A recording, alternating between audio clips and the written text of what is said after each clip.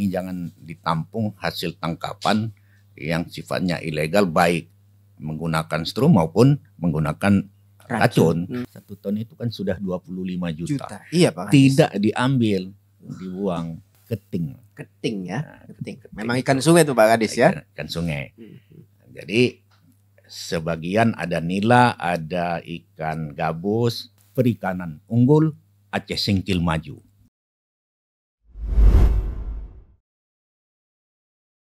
Fenomena ribuan ikan mati ya di sekitar Sungai Cinendang. Dan ini tentu menjadi perhatian bersama kita, apalagi bagi masyarakat nelayan sungai. Sungai Cinendang ini menjadi urat nadi masyarakat, mereka mencari penghasilan dari situ. Tetapi ketika sungai itu tidak baik-baik saja, nah ini otomatis akan berdampak terhadap perekonomian masyarakat. Dan bersama saya sudah berhadir narasumber kita, ada Bapak Kepala Dinas Perikanan Aceh Singkil, Bapak Dr. Andes Saiful Umar MSI. Assalamualaikum, selamat siang Pak Kadis. Waalaikumsalam, selamat siang. Sehat Pak Kadis? Alhamdulillah sehat. Alhamdulillah. Ini kali kedua Ya, hadir jadi bintang tamu podcast. Di sesi pertama waktu itu membahas tentang buaya, Pak Kadis. Kali ini kita akan coba membahas tentang ribuan ikan mati ya yang terjadi di Sungai Cinendang. Ini sebenarnya ada apa? Apa yang terjadi di Sungai Cinendang, Pak Kadis? Ya, baik. Assalamualaikum warahmatullahi wabarakatuh. Waalaikumsalam warahmatullahi wabarakatuh. Ekstra mania di mana saja terkait dengan kejadian beberapa hari yang lalu, tepatnya tanggal 25 Agustus, Hari Senin Pak Kadis ya? hari Senin, kita mendapat laporan dari masyarakat di Desa Tanah Merah, Kecamatan Gunung Muria, ditemukannya ikan mati dengan jumlah yang cukup besar. Kita perhitungkan itu lebih 1 ton. Oke. Ikan mengapung. Iya. Setelah kita tinjau ke lokasi, kita lihat dan kita amati ciri-ciri dari jenis ikan yang mati itu, besar kemungkinan dugaan kita di awal memang itu diakibatkan oleh racun. Oleh racun ya, oke. Jadi atas dasar itu memang ini merupakan kejadian pertama kita temukan. Oke. Kalau selama ini bentuk pelanggaran illegal fishing di sungai itu umumnya kita temukan menggunakan strum. Ya. Tapi kali ini dengan menggunakan racun, dan itu memberi dampak yang cukup luas sebetulnya kalau racun. Ya. Jadi ya terbukti dengan kematian ikan secara massal. Kira itu. Oke, baik. Dan apa yang dilakukan Dinas Perikanan, Pak Kadis? Turun nih, ngecek nih, Pak Kadis kan. Lalu udah memastikan nih racun gitu, Pak Kadis kan. Lalu setelah itu apakah dibiarkan atau bagaimana? Oh tidak. Jadi kita sebetulnya menindaklanjuti hasil temuan itu melalui penyelidikan. Kita berkomunikasi dengan aparat desa, kemudian masyarakat nelayan setempat. Jadi kita ini kan perlu dilakukan tindakan yang terukur sesuai aturan. Tapi memang ini masih dalam penyelidikan terus. Kita belum dapat tanda-tanda indikasi siapa pelakunya. Nah, tapi memang dalam tanda petik sebagian informasi ada masukan-masukan banyak yang disampaikan ke kita. Cuma kita belum menjurus siapa sebenarnya pelakunya, kita masih lacak. Nah, jadi mungkin dalam waktu dekat ini bisa kita temukan. Ini sudah merupakan pelanggaran yang cukup berat sebetulnya. Kejadian ini sangat merugikan masyarakat, terutama nelayan yang menggantungkan hidupnya di sungai Sungai itu ya Pak sebagai Kades ya. sumber mata pencaharian utama. Saya kira itu. Iya, jadi karena memang masyarakat di pinggiran itu ya mata pencahariannya nyari ikan. Nah, kalau Iya. ikannya nih mati gitu ya, apalagi diracun, bahkan lebih dari itu Pak Kadis. Masyarakat kita di pinggiran sungai itu bahkan ada yang menggunakannya untuk kebutuhan sehari-hari. Iya. Mencuci, bahkan mandi di situ Iya. Pak Kadis. Nah, ini kan tentu Aktivitas. berdampak ya Pak Betul. Kadis ya. Iya. Ketika sungai itu tercemar gitu Pak Kadis. Iya, tentu saja kalau sungai itu tercemar karena sifat air ini kan mengalir Iya. mulai dari hulu ke hilir. Kalau itu menggunakan racun, tentu ini akan menyebar sampai ke hilir. Ya. Nah, bukan saja terdampak di sekitar Sekitar, ya. habitat ikan, juga mengandung resiko kalau ikannya itu dikonsumsi, itu tidak aman. Oke. Jadi termasuk aktivitas masyarakat yang menjadi sumber aktivitasnya di sungai, mencuci, kadang juga mandi. Jadi ini sangat berisiko kalau itu menggunakan racun. Iya. Jadi Pak Kadis, saya mau ke orang yang tidak dikenal tadi yang Ya. niatnya tidak baik, meracun. Ya, betul. Itu kan dia tujuannya meracun adalah untuk supaya mendapatkan ikan dengan cara yang mudah nih Pak Kadis. Ya, Kita kan khawatir nih Pak Kadis, diambillah ikan tadi, Ya. dikonsumsilah masyarakat. Yang lebih parahnya lagi Pak Kadis, khawatirnya kita ikan itu dijual di pasar. Yang ya. kita mungkin ibu-ibu nggak tahu bagaimana Ya. cara mendeteksi itu ikan hasil dari racun gitu Pak Ya. Kadis. Itu bagaimana? Nah, kalau itu sebetulnya secara visual Ya. kita bisa bedakan sebetulnya kalau itu hasil tangkapan dari menggunakan jaring atau menggunakan strom, Iya. apalagi racun. Iya, iya, iya. Nah, itu secara sederhana lah saya bisa jelaskan. Kalau ikan itu menggunakan jaring, itu pasti ada tanda-tanda cacatnya. Oke. Nah, karena tersangkut insangnya. Iya. Nah, tapi kalau kena strom, nah itu agak bersih. Oh. Bersih kelihatannya ikannya itu Ikannya. tanpa ada cacat, Iya. mulus gitu. Nah, kalau itu yang kena racun, ada tanda-tanda agak ke biru-biruan gitu. Oke. Nah, jadi memang apapun ceritanya, kalau itu sudah menggunakan racun, ini yang sangat berisiko. Jadi kita juga sudah menghimbau beberapa penampung ikan. Iya. Jadi supaya ini jangan ditampung hasil tangkapan yang sifatnya ilegal, baik menggunakan strom maupun menggunakan racun. Nah, jadi memang ini juga salah satu tanggung jawab kita bagaimana menjamin mutu ikan yang dihasilkan dari nelayan kita itu terjamin kualitasnya di pasaran. Nah, gitu. Jadi kalau kita harapannya kita makan ikan jadi sehat Pak Kadis. Ya. Karena makan ikan yang hasil racun tadi bukannya sehat malah penyakitan gitu Pak Kadis kan. Betul. Karena ya ikan yang nggak sehat tadi. Tapi setidaknya itu ciri-cirinya ya Pak Kadis ya. Ciri-ciri secara visual secara sederhana. Cuma kita kan malum misalnya di pasar ibu-ibu yang belanja. Bahkan memang sekarang banyak rawan menyangkut dengan pemasaran ikan, menyangkut dengan mutu dari sisi keamanan. Ikan itu kan kalau kita lebih awet, kadang orang menggunakan formalin. Nah, itu secara visual juga agak sulit kita membedakan mana yang menggunakan formalin gitu. Jadi memang ini perlu secara berkala atau secara insidentil, terutama selama ini kita kerja dengan BP POM. Tahun ini belum lagi, itu artinya secara dadakan kita kunjungi pasar-pasar bisa dites. Dan itu bisa ditemukan kalau itu menggunakan formalin untuk pengawetnya. apalagi yang kena racun tadi bisa. Terus biasanya harganya lebih miring ya Pak Kadis ya harganya. Miringnya sama penampung, tapi udah ke pasar dijual mahal lagi. Oh mahal lagi ya. Nah, itu jadi.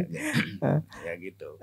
Terus Pak Kadis, kita punya alat nggak untuk misalnya mendeteksi itu ikan diracun atau apa?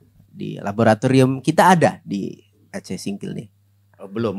Okay. Jadi memang kasus-kasus yang seperti itu kita memang harus bawa ke lab yang terdekat di Medan. Nah, kalau ke Banda Aceh itu lebih jauh ya. Lebih jauh ya Pak Kadis. Cuma ada kendala memang jarak tempuh kita dengan Medan yang tersedia alat labnya itu membutuhkan waktu lama sehingga sampel yang kita bawa ini sampai ke Medan sudah tidak terjamin lagi kondisinya. Jadi pasti berubah. Jadi itu salah satu kendala memang untuk kita memastikannya. Jadi seperti ini yang kemarin kita ambil sampel, kita ambil ikannya, bahkan ikannya sudah membusuk. Dengan jarak tempuh sekian jam itu juga sampai ke laboratorium tidak bisa dijamin kepastiannya lagi. Jadi seharusnya begitu terjadi kasus langsung dibawa ya. Nah gitu. Jadi kendala memang salah satunya itu belum tersedia fasilitas kita di Aceh Singkil lab ini untuk uji.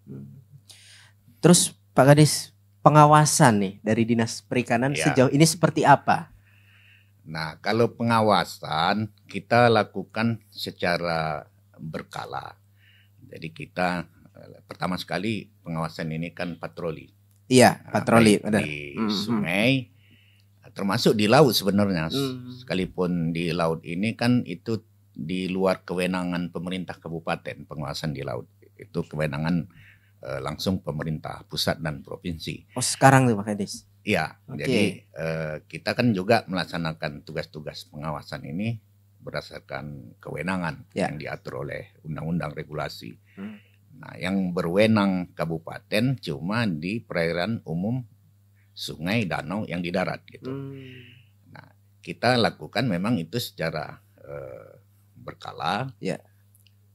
Dan yang lebih gencar sebetulnya kita lakukan sosialisasi untuk edukasi kepada masyarakat. Ya termasuk selama ini juga ada layanan masyarakat melalui Extra FM juga. Kita menggunakan billboard, pamflet, flyer, kemudian di media sosial.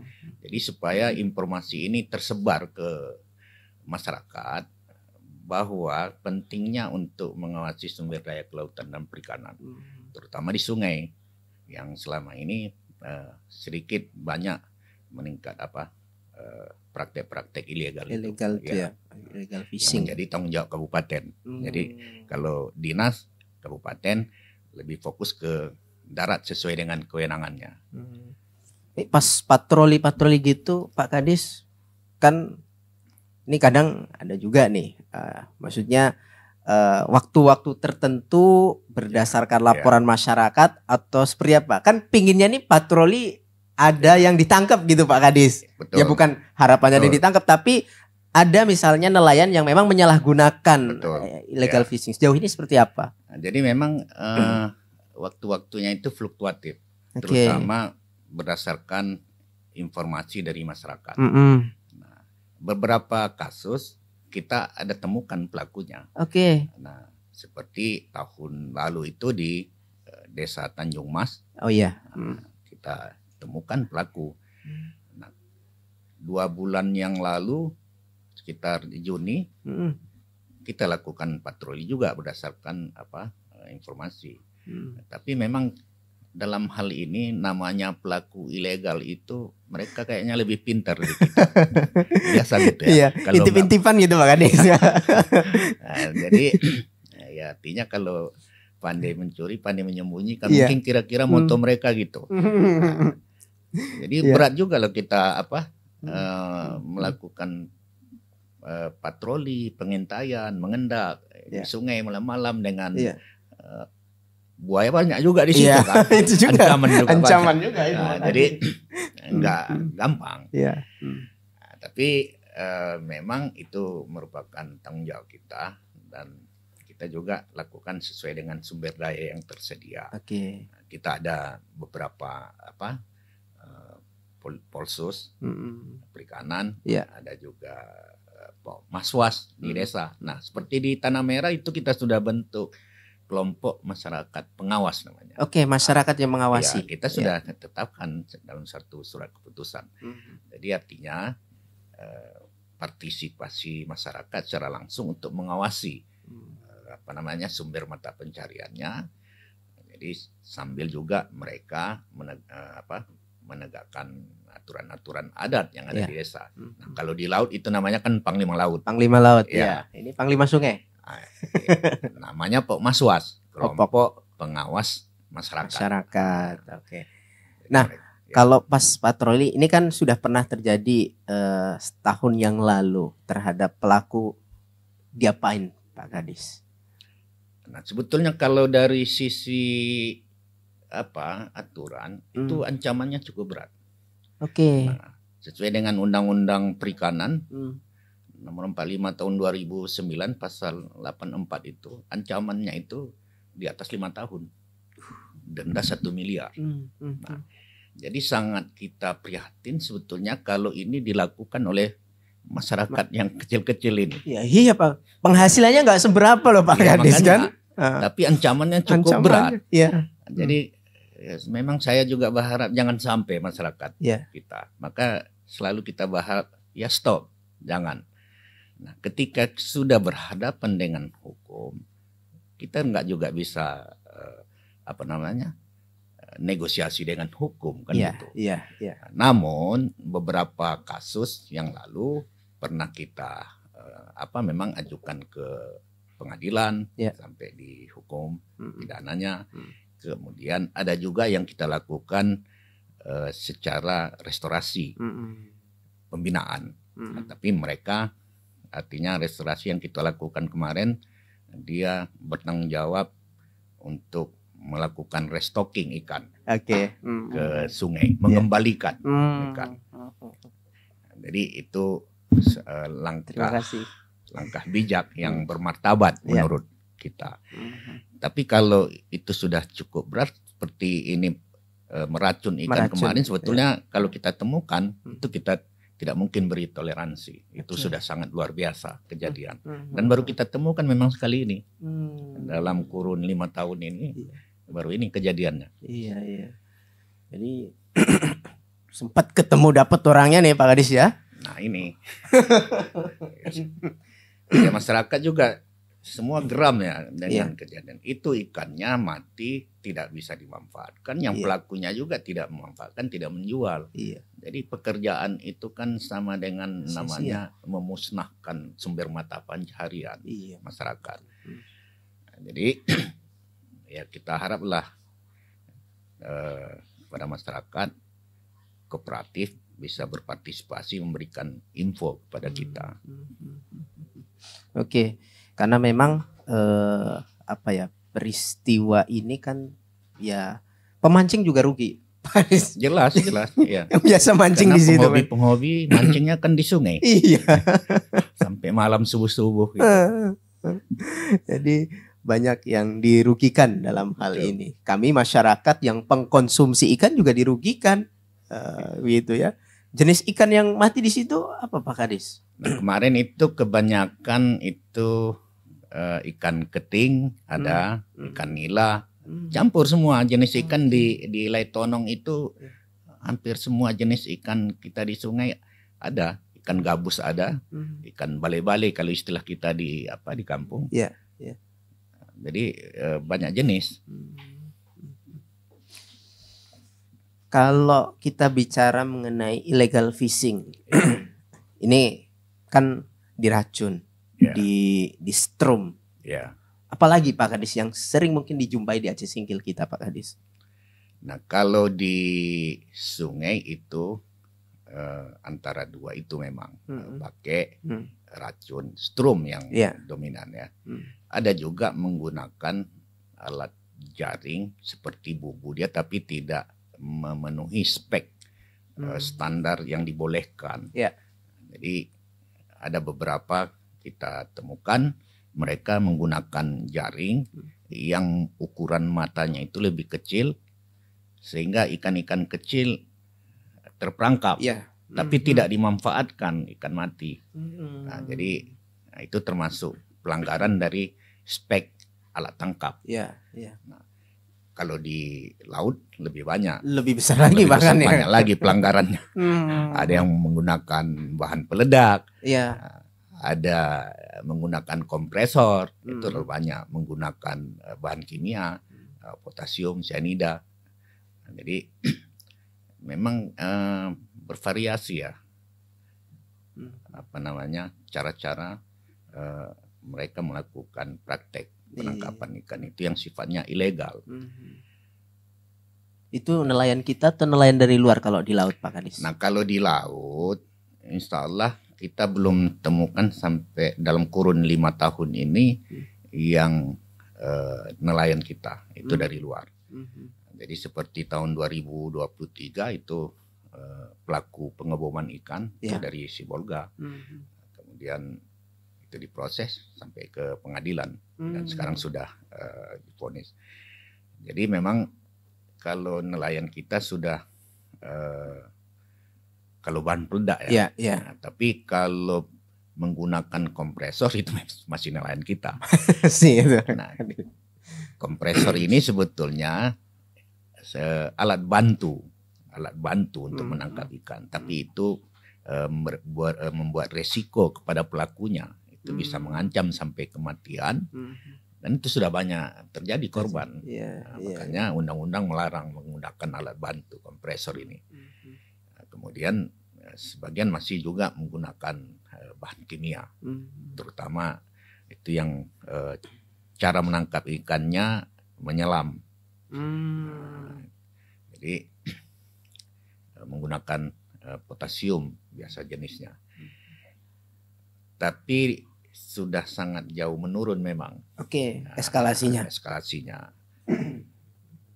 Karena juga ini praktek-praktek gitu. Kalau nelayan kita ini sesuai dengan pengamatan kita di lapangan, itu dicukongi toke-toke dari luar memang. Ini yang membuat rusak. Itu ya. Nah, jadi ya, kalau nelayan kita dia dari mana dapatkan bahan kimia yang kimia seperti tadi itu, ya, Pak Kadis ya. apalagi bahan peledak. Nah, tentu ada yang donaturnya gitu, Pak Kadis. Investornya ya. Karena kan potensi laut kita cukup menggiurkan kalau dari segi perikanan, Pak Kadis. Betul. Ya. Jadi Aceh Singkil ini saya beritahu juga kepada seluruh pendengar. Potensi unggulan Kabupaten Aceh Singkil ini kalau saya melihat cuma 2. Pertama, sektor perkebunan. Yang kedua adalah sektor perikanan. Tapi yang belum optimal dikelola dan dimanfaatkan itu sektor perikanan. Kenapa? Perikanan itu ada laut, ada sungai, ada danau di Aceh Singkil. Bahkan ada sisi daratan yang bisa dibuat kolam ataupun budidaya dengan sistem kolam buatan. Nah, sebetulnya kalau ini kita maksimalkan, saya yakin Aceh Singkil akan terbebas dari daerah miskin. Betul, saya bilang. Nah, kemudian sektor unggulan kedua tadi perkebunan. Nah, perkebunan sekarang kalau saya lihat sudah stagnan ya pengembangannya, karena kita tidak punya lahan lagi. Nah, sekarang bagaimana memaksimalkan hasil produksi kebun-kebun masyarakat itu bisa setara dengan HGU misalnya. Tinggal itu. Tapi perikanan ini yang belum maksimal kita kelola, kita manfaatkan. Jadi saya kira dengan kita support 2 sektor ini, saya sangat yakin Aceh Singkil ini akan lebih maju dan masyarakatnya sejahtera. Contoh di sungai itu begitu banyak praktek-praktek ilegal, menyetrum, apalagi ini kejadian akhir-akhir ini bahan kimia. Tapi nggak pernah habis-habis ikan itu. Nggak pernah habis ya? Nggak pernah habis, melimpah. Jadi kalau kita lihat dari sisi geografis, memang kita ini hilirnya Sungai Alas. Sumber makanan mulai dari hulu itu ke hilir. Ya. Makanya ikannya menumpuk di singkil. Oke. Nah, makanya kalau ada yang tega merusak ini sumber mata pencaharian ini sangat keji namanya. Iya. Nggak habis pikir gitu ya habis kan? Pikir kita. Begitu ikan kita melimpah, ya ujung-ujungnya sia-sia gitu, nggak termanfaatkan ikan tadi, gitu kan. Ini cukup kita sesalkan ya, apa yang terjadi ini ya, karena ketika sebenarnya kalau potensi ikan tadi bisa dimaksimalkan, bisa sangat mensejahterakan ya, bahkan ya itu tadi kalau lihat potensinya nomor 2 setelah perkebunan ya Pak Kadis. Sebetulnya kalau kita kelola maksimal, lebih besar hasil di laut. Sektor perikanan. Sektor perikanan. Karena perikanan ini ya di laut di darat di sungai di danau luas lahannya juga lebih luar biasa. Semua ada di darat, di laut, di sungai gitu. Kalau perkebunan kan di darat saja. Di darat aja, di laut nggak bisa gitu kan. Gitu. Oke, baik. Terus gini juga nih, Pak Kadis ya. Ini kan kita melimpah ikan kita. Betul. Tapi pertanyaan sederhana dari ibu-ibu, sebegitu melimpahnya kita, laut ada, ikan banyak. Harganya Pak Kadis, kadang ini kok ikan malah mahal kita di sini. Padahal kita penghasil ikan. Ini rantainya ini apa ada yang keliru atau gimana nih yang terjadi Pak Kadis? Nah itu dia. Jadi memang kalau di pasaran, memang kalau sudah cerita harga kita banyak mendengar dari emak-emak. Iya. Gitu. Kebutuhan rumah tangga lah. Iya. Terutama kan. Nah sebetulnya kalau standar harga ikan itu kita juga ada standar harga secara nasional, harga pasar. Nah, kadang penjual ikan itu mereka berpedoman di situ. Jadi seperti misalnya kalau ikan laut, ikan kakap itu standar tertingginya misalnya 100.000. Iya. Ada yang 60.000. Iya. Kemudian kalau ikan tawar, nila misalnya itu standar paling tertinggi 30.000. Jadi dia bermain eskalasinya itu antara 35.000. Nah, kalau hukum pasar ini memang seperti kita ketahui ketika itu barang langka harga meningkat. Itu selalu terjadi fluktuasi harga. Itulah yang namanya inflasi kan itu. Iya. Jadi ketika stok ikan sedikit itu bermain harga. Jadi kita tidak bisa kendalikan sebetulnya kalau sudah di sentra-sentra pasar. Ya. Makanya kalau pemerintah sekarang untuk menstabilkan itu melakukan intervensi. Seperti kalau 9 bahan pokok itu intervensi pemerintah pasar murah itu operasi pasar. Nah kita sebetulnya kalau ikan tidak langka secara stok itu tersedia tetap. Iya. Cuma di permainan harga di situ permasalahannya sebenarnya. Beda dengan misalnya kalau kebutuhan pokok lainnya misalnya cabai, bawang, kan gitu. Ya. Itu kan kita import. Iya, datang dari luar. Ya. Ketika pasokan sedikit, ya jelas harganya mahal. Betul. Cuma itu belum pernah juga terjadi di produksi perikanan. Perikanan ya Pak Kadis. Kalaupun ada perubahan naik turun harga itu tadi, artinya tidak terlalu signifikan memang, masih bisa terjangkau. Ya. Tapi kalau mak-mak memang cukup tinggi ya, tawar menawar. Tawarnya menawar. 1.000 pun dikejar Pak Kadis. Memang itu sudah nggak bisa kita bantah. Oke. Oke, silakan diminum Pak Kadis. Ya, makasih.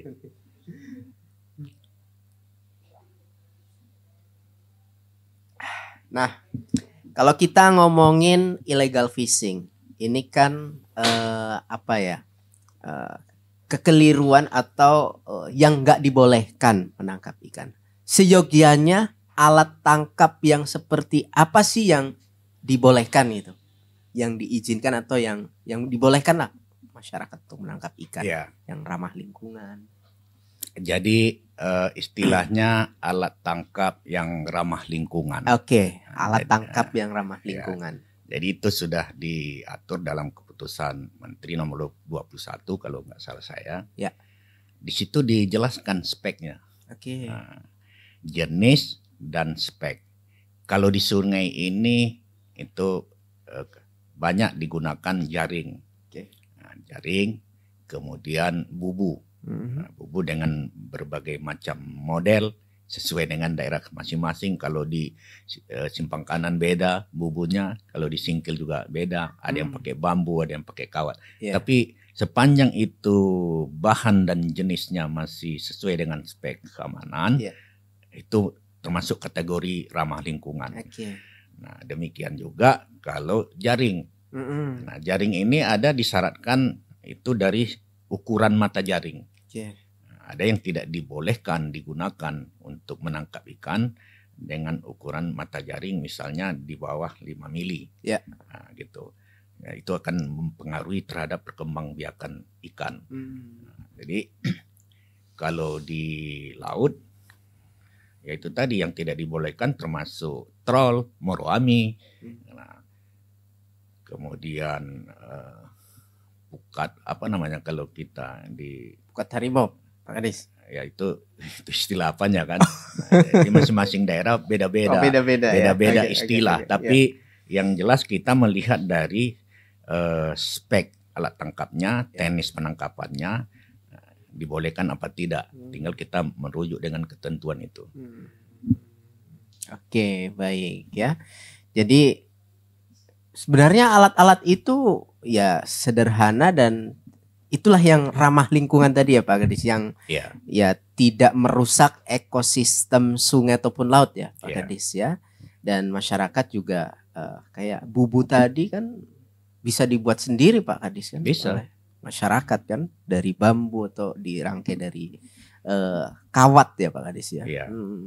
Ada dari bambu juga. Dan itu apalagi kalau orang kita sini kalau udah banjir pasang bubu, wah, panen ikan tuh Pak Kadis kan. Nah, jadi bedanya memang masyarakat kita ini kan mau instan, mau cepat, hasilnya banyak. Nah, kalau saya perhatikan memang di sektor apa saja kalau mau cepat, mau hasil banyak itu memang dengan cara merusak. Kan gitu, ya, itu bisa kita analogikan dari berbagai sektor. Ya, kalau kita mau cepat kaya tentu agak menyimpang sedikit. Kira-kira kan gitu. Jadi mau cepat dapat hasil ya gunakan stroke, gunakan racun. Nah, kalau menjaring kan kita harus tewar dulu, tunggu dulu. Kan gitu. Nah, jadi lama. Tapi mereka tidak berpikir bagaimana kelangsungan hidup. Dampaknya. Ya. Jadi inilah yang kita tidak henti-hentinya memberikan sosialisasi, penyadaran, supaya masyarakat ini semakin punya care untuk pelestarian alam. Maka kadang Pak Kadis kalau hanya sebatas sosialisasi tanpa ada sebuah efek jera nih Pak Kadis ya, itu mungkin ya belum benar-benar menyadarkan masyarakat. Ya, cuman sebatas sosialisasi, cuman sebatas pembinaan, harus ada sebuah langkah tegas di sini Pak Kadis. Nah, memang itu sudah kita lakukan beberapa kali. Cuma kebetulan saja pendosa-pendosa ini tidak ketemu langsung kita kan gitu. Jadi tidak ada pernah ada yang kita temukan atau kita amankan lepas dari jeratan hukum. Tetap kita lakukan, minimal itu ada bentuk tanggung jawab sosialnya kepada masyarakat dan lingkungan. Seperti yang kita lakukan di desa Tanjung Mas, Ya. Subang Kanan Ya. kemarin. Mereka menyetrum, tetap kita lakukan restorasi dengan keputusan kesepakatan dengan masyarakat dan desa. Iya. Artinya semacam sanksi adat lah. Sanksi adat. Nah, Iya. mereka mengembalikan stok ikan ke sungai dengan Ikan. sekian puluh ribu, waktu itu sekitar 12.000 bibit. Iya. Di restocking, dilepas ke sungai lagi. Nah sekarang kalau mau lebih keras lagi, kita juga pernah masukkan ke pengadilan. Oke. Nah, Kesel ya. cuma kan lagi-lagi saya katakan ini sangat disayangkan dengan kasus yang tidak sebegitu hasilnya, tapi harus mendekam kan gitu. Nah, tapi yakinlah, dan saya ingatkan kepada masyarakat juga yang pelaku-pelaku ini jelas warning kita. Iya.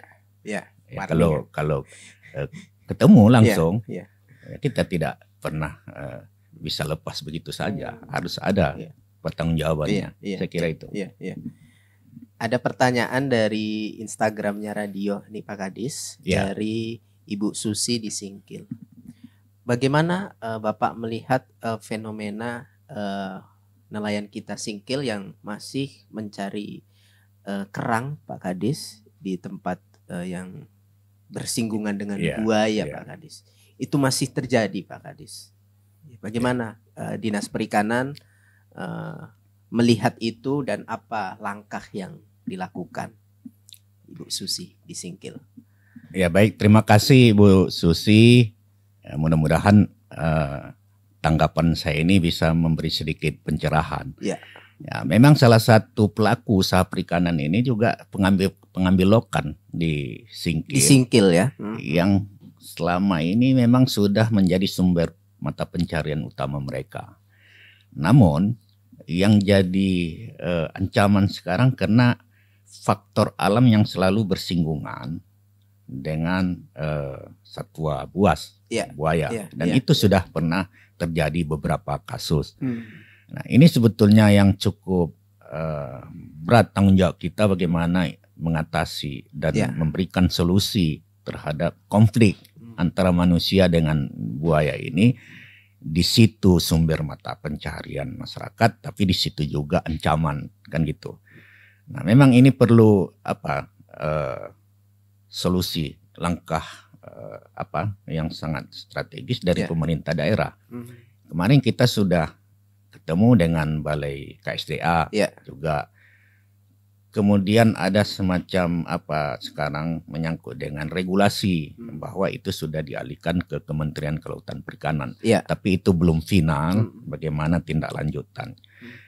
Nah, kalau kami berpikir sebetulnya ini perlu ada satu langkah setidaknya untuk jangka pendek dulu kita minta kepada masyarakat tidak melakukan aktivitas di tempat-tempat yang memang itu terindikasi sebagai habitat buaya. Jadi kita menghindar dulu lah untuk jangan terjadi korban gitu.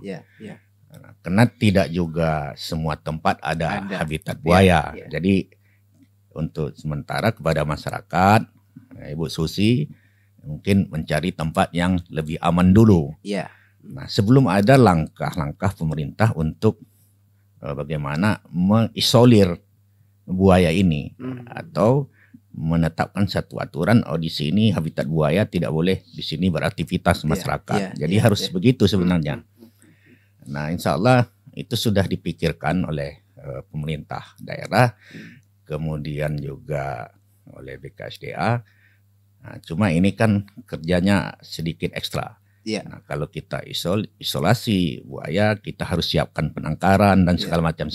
Iya betul Pak. Nah, jadi begitu. Jadi saya himbau dulu untuk sementara sebelum ada tindak lanjut penanganan yang efektif dari pemerintah, kita minta masyarakat beraktivitas di tempat yang lebih aman dulu, yang tidak bersinggungan, supaya tidak terjadi konflik. Gitu. Bahkan udah naik ke atas sekarang Pak. Udah banyak tuh buaya. Ini kemarin di Tanah Bara Pak Kadis ditangkap masyarakat tuh kan. Ada ya? Ada Pak Kadis. Ditangkap tuh oleh masyarakat. Jadi enggak juga. Mungkin masyarakat beraktivitas kalau sudah semua diisi sama binatang satwa buas kan itu. Iya, Emang ancaman terus. Oke. Apa nih, ada yang mau bertanya? Oke. Iya. Silakan. Izin bertanya ya Pak. Iya, silakan. iya. Saya dari Lisa dari sekolah SMK Negeri 1 Gunung Meriah. Oh, ini anak Ya. PKL di radio nih Pak Kadis. Oh, Nah, dari SMK ya. pertanyaannya, apakah ada hubungan antara kematian massal ikan dengan munculnya penyakit pada ikan atau organisme udara lainnya? Dan ikan yang mati itu kebanyakan ikan jenis apa Pak? Oh ya. Oke. Nah, baik, terima Terima kasih. Ya. Kasih Liza, silakan Pak Kadis. Dari SMK 1 Gunung Meriah ya. Iya. Nah, ikan yang mati massal kemarin itu jelas akan berpengaruh terhadap ekosistem. Nah, terutama di sepanjang alur sungai. Nah, pertama sekali itu pencemaran. Nah, pasti ikan yang mati mengandung racun itu akan dimakan sama ikan lain yang kalau dia sudah mengalir Iya. ke arah hilir lagi. Iya. Nah, itu juga akan terdampak pada ikan. Nah, itu yang jelas dulu. Kemudian kalau dari jumlahnya tadi di awal saya sudah sampaikan, itu estimasi kita melihat dari luasan dan banyaknya di lokasi itu tidak kurang dari 1 ton. Nah, kalau 1 ton ini kita pukul rata-rata misalnya harga di pasar atau di harga pengepul itu 25.000. 1 ton itu kan sudah 25 juta. Iya Pak Kadis. Tidak diambil, dibuang. Duit tuh Pak Kadis. Bagaimana, 25 juta tuh. Iya kan, itu harga di penampung. Iya. Nah, kalau di harga pasar misalnya mereka biasa beli 25.000, jualnya 30.000 gitu. Nah, kalau jenis yang paling banyak itu memang ikan keting. Keting ya. Nah, Keting. Memang ikan sungai tuh Pak Kadis ya. Ikan sungai. Jadi sebagian ada nila, ada ikan gabus, kemudian lele, apalagi bale-bale. Bale-bale, Nah, ya. Jadi ada beberapa jenis. Jadi, memang itu tadi kalau dampaknya jelas terjadi terhadap ekosistem, rantai ekosistem di sungai itu.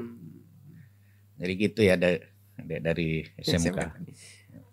Ya, makasih sama-sama. Dipasang pamflet nggak di lokasi? Di Udah. sekitar situ. Oh, memang udah Pak Kadis ya. Itu kita sudah pasang di setiap titik pangkalan nelayan-nelayan itu, hampir seluruh. Kemarin ada 20 titik kita pasang billboard, pamflet. Ya. Nah, itu pamflet dari plat besi permanen Iya. kita pasang. Hampir semua desa yang bersinggungan dengan sungai, nelayan dan beraktivitas sebagai nelayan sudah kita pasang. Lain di medsos lagi, Iya, Pak Kadis, flyer ya. segala Iya. macam. Belum lagi iklan di radio ya Pak Kadis. Setiap Iklan hari radio kita naikkan tiap gitu kan. Tiap hari berapa kali ya? Iya. Berkali-kali ya. Oke, saya rasa cukup Pak Kadis. Tapi sebelum kita sudahi, closing statement dulu dari Pak Kadis nih. Baik, terima kasih. Sebagai closing statement ya. Ya. Pada kesempatan ini saya himbau kepada seluruh masyarakat bahwa untuk melestarikan alam baik sungai maupun laut sebagai sumber mata pencaharian masyarakat itu adalah sangat penting. Ya.